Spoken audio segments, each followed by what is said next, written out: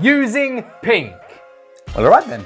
So I've been challenging myself to create pieces of art using just one color. Some of them have been really good.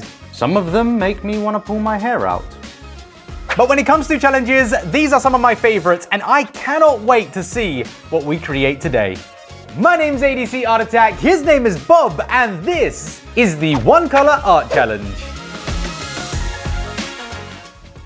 Be honest, you had a great time in my previous video where I drew Barbie for a cheap versus expensive, comparing two different markers against each other, and we crowned the new king of all the markers. Shameless, I know, but go watch my last video. Today we're going to be continuing our pink journey, only we're not going to be doing Barbie this time. I know, it's really sad, but we're going to be doing something just as fun. For you, not me. This isn't even all of them, I've still got more. Why? So I have way too many markers now, more than 2,500 alcohol markers, and somehow I need to find every single pink. This was more challenging than I expected.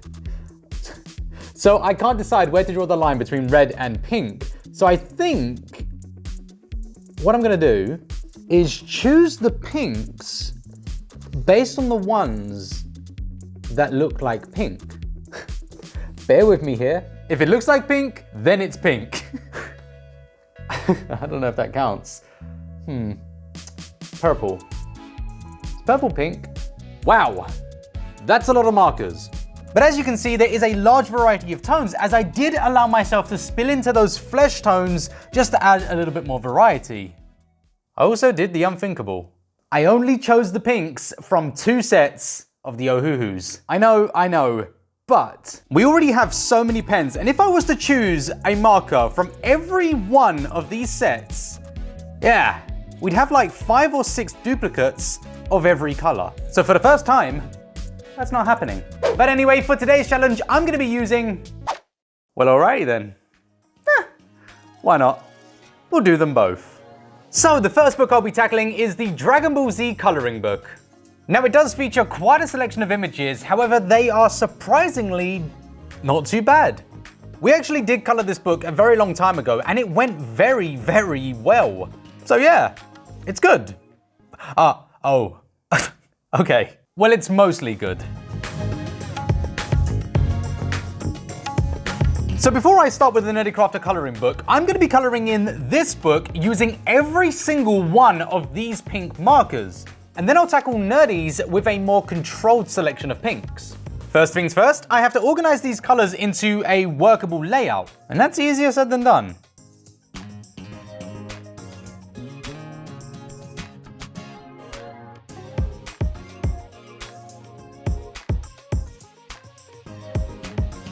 But when it's ready, we can dive into the book. And I've chosen this character, whoever you are. Goku? Vegeta? Vegito? I have no idea. Starting with a stencil, for some reason. But I want to create a cool effect, so I'm planning out an energy blast with the first marker. And the first pen is easily the most difficult to use, as it lays the entire foundation for this challenge. It decides how light is too light, how dark is too dark. It decides the entire gradient of the project going forward, but it's a good choice of tone. It's pink, obviously. And with that, the first marker is down. Only 1 million more to go. Lovely.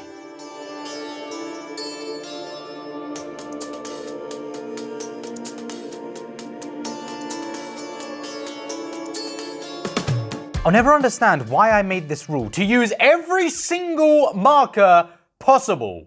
It's like I like to hurt myself. I don't. There's a fly. I'm attempting to keep the colors within this circle as pastel as possible, which is going wonderfully. But you can't be mad while using pink, can you? I feel so happy and just, I don't care. What a strange feeling.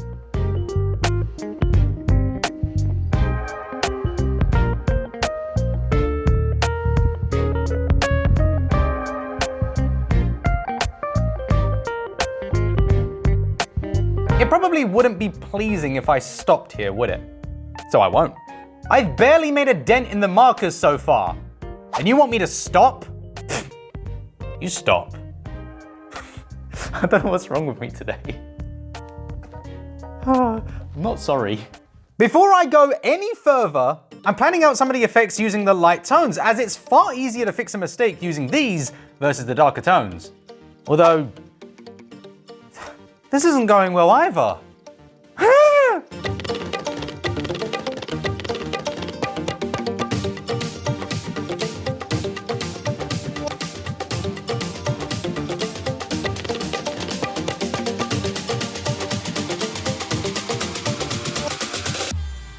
And now we get to the dark tones. Will I make a mistake?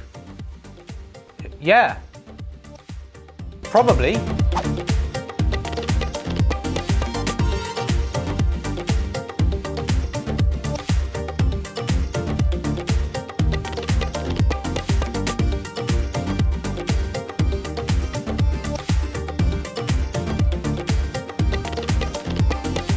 These challenges are all about tones, using those lights and darks to trick the eye into seeing more than just one color. Which there is. It's just one color. Not magic. Although I have been learning a lot throughout this series and realizing just how easy it can be to create works of art with such a limited palette of colors. We get to see a unique take on our favorite characters and a style that we may never see them in. Doesn't mean it looks good, but it does look different. What? Speaking of hair, I could go subtle on the tone here, but I want to make it glow. Bright pink Goku hair? Pfft. Yes, please. I am getting real low on the pens though. I never really know what's going on. Look at me sometimes like all you want to do is run. Hear me out, hear me out.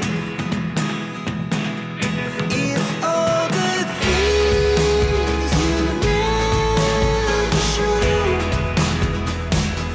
there are the things I want to know. Secrets start in your heart so slow. But if you don't want to tell me now, I guess I'll never know. So this is looking pretty pink. I love it. We started with this unknown character who I've just realized that is Goku Black. Ha! Wait a sec. Goku Black has a pink transformation.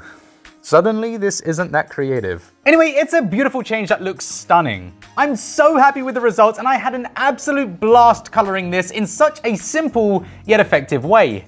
So next up, we're gonna dive into Nerdy Crafter's coloring book, and I've seen nothing of this. Got such pretty packaging. But we're gonna save this for part 2. It's a bit of a letdown, I know. But I have some seriously big plans for this, but I think adding it to the end of this video would do a complete disservice to Nerdy's product. So, make sure you are subscribed with the alerts turned on, because in part 2, I'll be continuing this one color challenge and sprinkling in just a little bit more magic. If you did enjoy today's video, feel free to check out my previous video, but if it has been more than a week, that's probably part 2. So, enjoy part 2. I didn't think this through, did I?